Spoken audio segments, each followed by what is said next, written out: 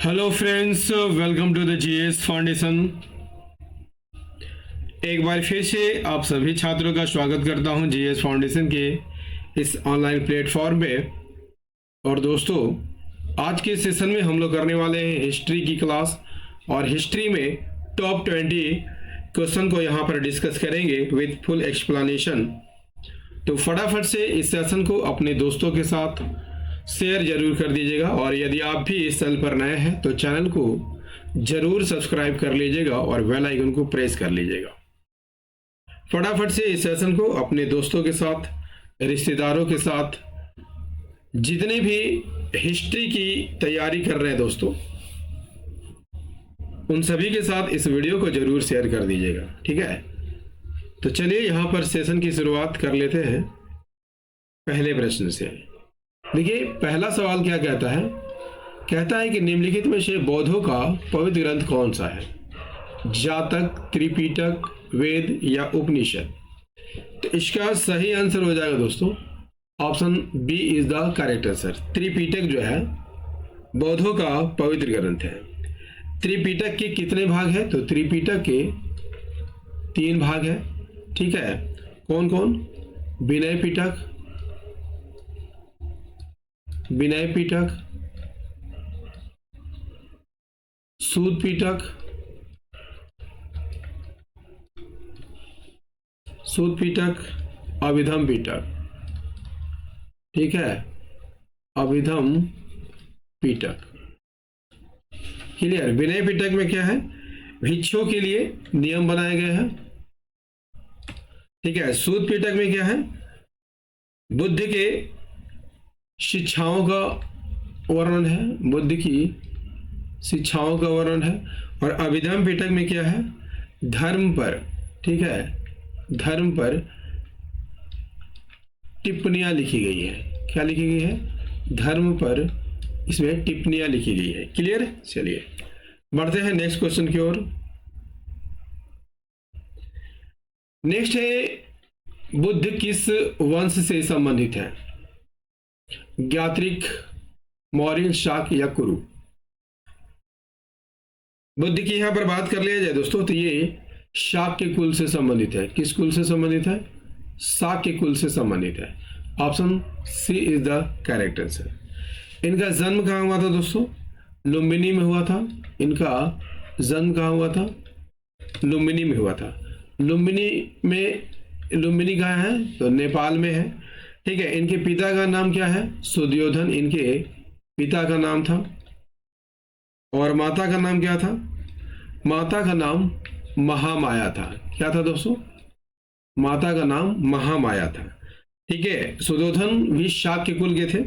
और इनकी माता, यदि आपसे पूछ लिया जाए कौन सी वंश की थी, तो कोलीय वंश की थी। ठीक है, इनकी माता कोलीय वंश से संबंधित थी। जन्म कब होता है? 563 ईसा पूर्व में होता है।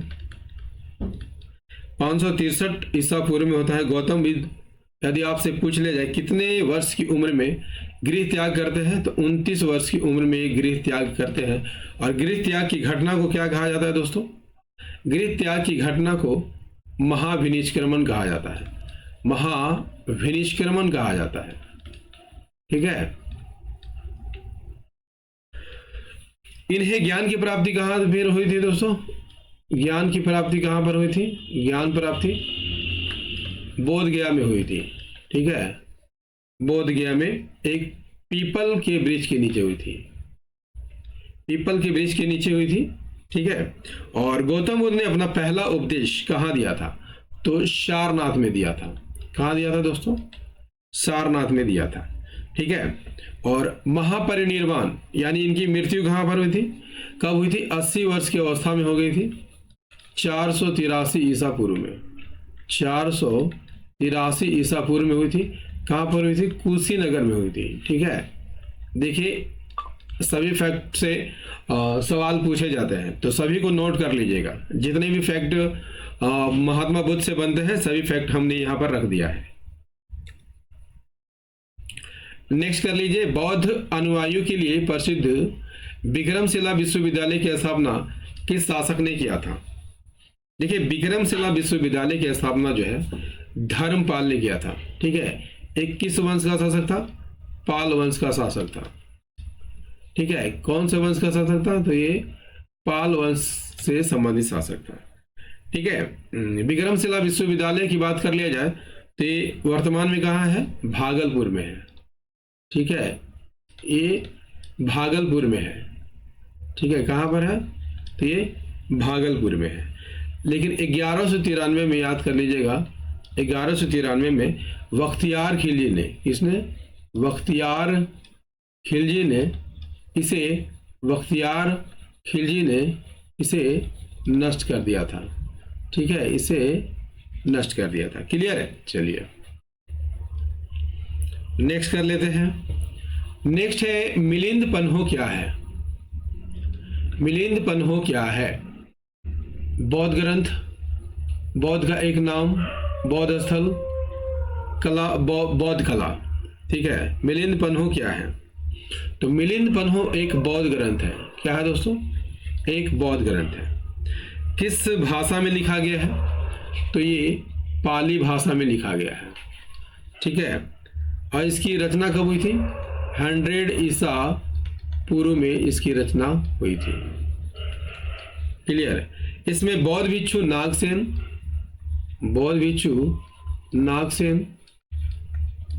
और इंडो यूनानी शासक मिनांडर के बीच हुए संवाद का वर्णन है। ठीक है, अगला सवाल कर लीजिए। अगला सवाल क्या कहता है? निम्नलिखित में से कौन विदेशी यात्री सबसे पहले भारत आया था? वेनसांग की यहां पर बात कर लिया जाए दोस्तों तो ये हर्षवर्धन के काल में आता है। ठीक है, हर्षवर्धन के काल में आता है। फाहियान की बात कर लिया जाए तो गुप्त वंश के शासक चंद्रगुप्त विक्रमादित्य के शासन काल में आता है। चंद्रगुप्त विक्रमादित्य के शासन काल में आता है। चंद्रगुप्त विक्रमादित्य के शासन काल में आता है। सिंह की मेगास्थनी की बात कर लिया जाए दोस्तों तो ये चंद्रगुप्त मौर्य के शासन काल में आता है। ठीक है, तो मौर्य ईसा पूर्व में शासन कर रहे थे, तो सही आंसर हो जाएगा ऑप्शन डी। सबसे पहले मेगास्थनीज आए थे। भारत आने वाला पहला विदेशी यात्री कौन था? तो मेगास्थनीज था। वे ईसा पूर्व 4वीं शताब्दी में आए थे। कब आए थे दोस्तों? 4वीं शताब्दी में आए थे। कब आए थे? 4वीं शताब्दी में ये भारत आए थे। ठीक है, शताब्दी में भारत आए थे। इन्होंने कौन सी पुस्तक लिखी है? इन्होंने इंडिका नामक पुस्तक लिखी है। ठीक है, और ये किसके राजदूत थे? तो सैल्यूकस निकेटर के राजदूत थे। सैल्यूकस निकेटर के ये राजदूत थे। सैल्यूकस निकेटर के ये राजदूत थे। ठीक है, इंडिका में इन्होंने मौर्य काल की संस्कृति, समाज और इतिहास के बारे में लिखा है दोस्तों। नेक्स्ट क्वेश्चन कर लेते हैं। नेक्स्ट है वर्धमान महावीर को और किस नाम से जाना जाता है? तो महावीर को अन्य किस नाम से जाना जाता है? जिन के नाम से जाना जाता है। क्लियर? वर्धमान महावीर को जिन के नाम से जाना जाता है। जिन का मतलब क्या होता है दोस्तों? जिन का मतलब क्या होता है? जिन का मतलब विजेता होता है। क्या होता है? जिन का मतलब विजेता होता है। वे जैन धर्म के कौन से तीर्थंकर थे? 24वें तीर्थंकर थे और आखिरी तीर्थंकर थे। ठीक है, इनका जन्म कब हुआ था? 540 ईसा पूर्व में हुआ था। 540 ईसा पूर्व में कुंडग्राम, वैशाली के कुंडग्राम में हुआ था। ठीक है, वैशाली के कुंडग्राम में हुआ था। इन्होंने 12 साल तपस्या की थी। ठीक है, और इन्हें ज्ञान की प्राप्ति 42 वर्ष की अवस्था में हो गया था। ठीक है, किस वृक्ष के नीचे इन्हें ज्ञान की प्राप्ति हुई थी? तो याद रखिएगा, साल वृक्ष के नीचे इन्हें ज्ञान की प्राप्ति होती है। क्लियर है? चलिए बढ़ते हैं अगले सवाल की ओर। और दोस्तों सेशन को लाइक करते चलिएगा, ठीक है। नेक्स्ट है कौटिल्य प्रधानमंत्री थे राजा कनिष्क के, चंद्रगुप्त विक्रमादित्य के, अशोक के, चंद्रगुप्त मौर्य के। तो कौटिल्य किसके प्रधानमंत्री थे? ऑप्शन डी सही आंसर हो जाएगा, चंद्रगुप्त मौर्य के प्रधानमंत्री थे, ठीक है। कौटिल्य चंद्रगुप्त मौर्य के प्रधानमंत्री थे। कौटिल्य को अन्य किस नाम से जाना जाता है? तो इन्हें चाणक्य या विष्णुगुप्त के नाम से जाना जाता है। चाणक्य या विष्णुगुप्त के नाम से इन्हें जाना जाता है, ठीक है। ये मौर्य वंश के संस्थापक चंद्रगुप्त मौर्य के सलाहकार थे। क्या थे? ये चंद्रगुप्त मौर्य के सलाहकार थे। क्या थे दोस्तों? सलाहकार थे, ठीक है। चंद्रगुप्त मौर्य के शासनकाल में कौटिल्य ने मौर्य साम्राज्य की स्थापना में काफी महत्वपूर्ण भूमिका निभाई थी। नेक्स्ट कर लेते हैं। नेक्स्ट है आर्यभट्ट और वराहमिहिर के सुविख्यात नाम किसके युग के साथ संबंधित है? आर्यभट्ट और वराहमिहिर के सुविख्यात नाम किसके युग से संबंधित है? दोस्तों आर्यभट्ट की यहाँ और वराहमिहिर की बात कर लिया जाए तो ये गुप्त वंश के शासनकाल में थे, ठीक है। किसके शासनकाल में थे? गुप्त वंश के शासनकाल में थे, ठीक है। और ये दोनों क्या थे? गणितज्ञ थे और खगोल शास्त्री भी थे, खगोल शास्त्री थे, ठीक है। नेक्स्ट कर लीजिए। और दोस्तों सेशन कैसा लग रहा है कमेंट करके जरूर बताइएगा, ठीक है। नेक्स्ट है जूनागढ़ शिलालेख का संबंध किससे है? एसएससी 2005 का सवाल है दोस्तों। जूनागढ़ का शिलालेख का संबंध किससे है? इसका सही आंसर हो जाएगा रुद्रदामन से है, ठीक है। जूनागढ़ रुद्रदामन से जुड़ा हुआ है, ठीक है। और जूनागढ़ कहाँ पर है? तो गुजरात में है, ठीक है। और जूनागढ़ अभिलेख चट्टानों पर लिखा हुआ अभिलेख है, चट्टानों पर लिखा हुआ अभिलेख है। और किस भाषा में लिखा गया है?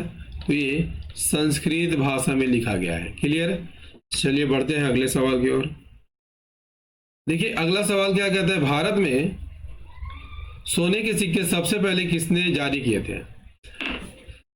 सोने के सिक्के सबसे पहले किसने जारी किए थे? तो सही आंसर हो जाएगा यूनानियों ने सबसे पहले सोने के सिक्के जारी किए थे, ठीक है। यदि आपसे पूछ लिया जाए दोस्तों कि सबसे अधिक सिक्के किस वंश के शासकों ने जारी किए थे, याद रखिएगा गुप्त वंश के शासकों ने सबसे अधिक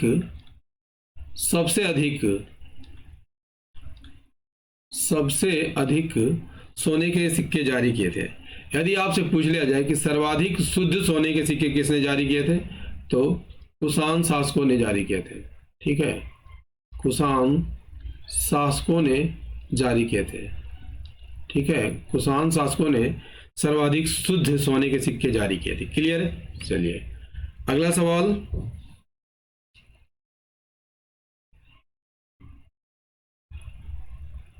नेक्स्ट है महान कुषाण शासक जिसने बौद्ध धर्म को अपनाया था कौन था? कुजाला, भीम, कनिष्क या कड़फिसस? सही आंसर हो जाएगा option C is the correct answer.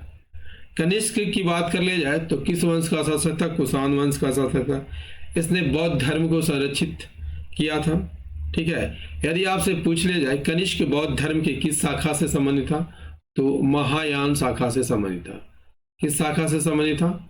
Mahayana शाखा से संबंधित था, ठीक है। इन्होंने इसी के कार्यकाल में चौथी बौद्ध संगति का आयोजन किया गया था।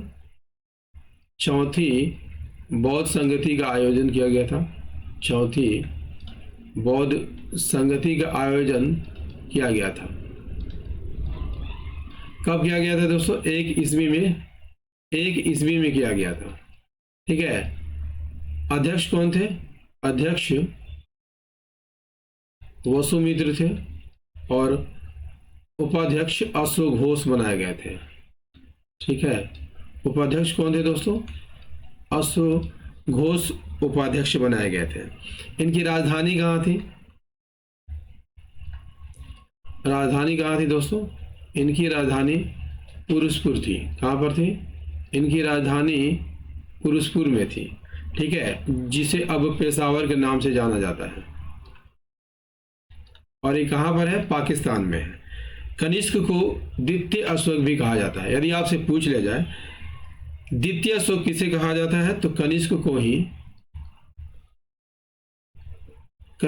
ही द्वितीय अशोक के नाम से जाना जाता है। क्लियर है? चलिए अगला सवाल नेक्स्ट है, बाणभट्ट निम्नलिखित में से किस भारतीय राजा का दरबारी था? तो बाणभट्ट की बात कर लिया जाए तो ये हर्षवर्धन का दरबारी कवि था। ठीक है, बाणभट्ट कब हुआ? तो 7वीं शताब्दी में हुआ था। 7वीं शताब्दी में।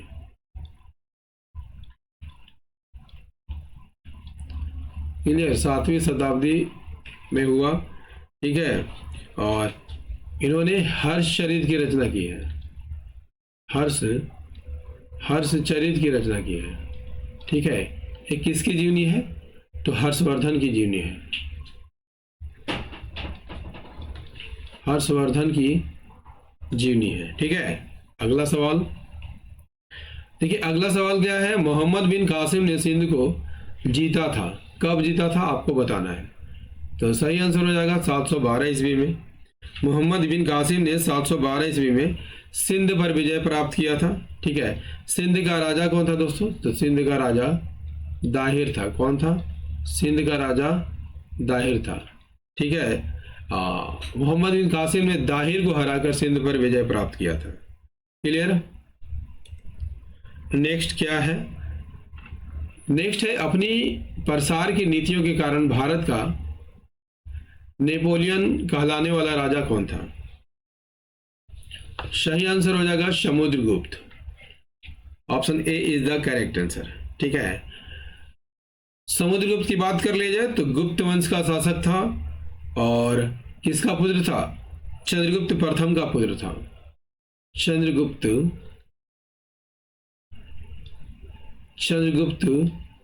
प्रथम का पुत्र था। क्लियर है? इसकी राजधानी कहाँ थी? इसकी राजधानी पाटलिपुत्र थी। कहाँ थी?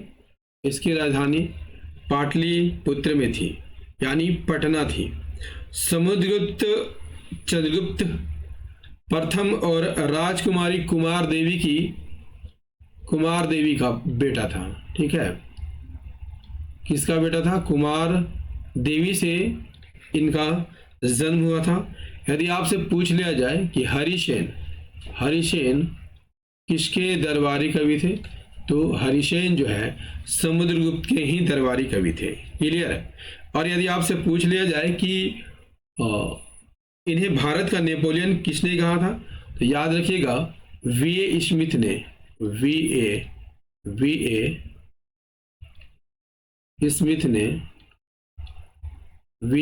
ने इन्हें भारत का नेपोलियन कहा था। क्लियर? अगला सवाल क्या कहता है? कवि कालिदास किसके दरबार में रहते थे? कवि कालिदास किसके दरबार में रहते थे? तो ये चंद्रगुप्त विक्रमादित्य के दरबार में रहते थे। Option B is the correct answer. ठीक है, किसके दरबार में रहते थे? चंद्रगुप्त विक्रमादित्य के दरबार में रहते थे। क्लियर? गुप्त वंश के राजा चंद्रगुप्त द्वितीय के दरबार में कालिदास रहा करते थे। ठीक है, चंद्रगुप्त द्वितीय को ही विक्रमादित्य के नाम से जाना जाता है दोस्तों। कालिदास की रचना कौन है जिससे शकुंतला, मेघदूत, रघुवंश, कुमार संभव, ऋतु संहार, मालविकाग्निमित्र, विक्रम वर्षीय और अभिज्ञान शाकुंतलम कालिदास की रचना है। ठीक है दोस्तों, हिस्ट्री का ये सेशन आपको कैसा लगा? उम्मीद करता हूँ दोस्तों काफ़ी अच्छा लगा होगा। यदि सेशन पसंद आया हो तो एक लाइक कर दीजिएगा, अपने दोस्तों के साथ इसे शेयर जरूर करिएगा और यदि आप भी इस चैनल पर नए हैं तो चैनल को जरूर सब्सक्राइब कर लीजिएगा और बेल आइकन को प्रेस कर लीजिएगा। ठीक है, तो मिलते हैं अगले सेशन में एक महत्वपूर्ण सेशन के साथ। तब तक लिए जय हिंद, धन्यवाद।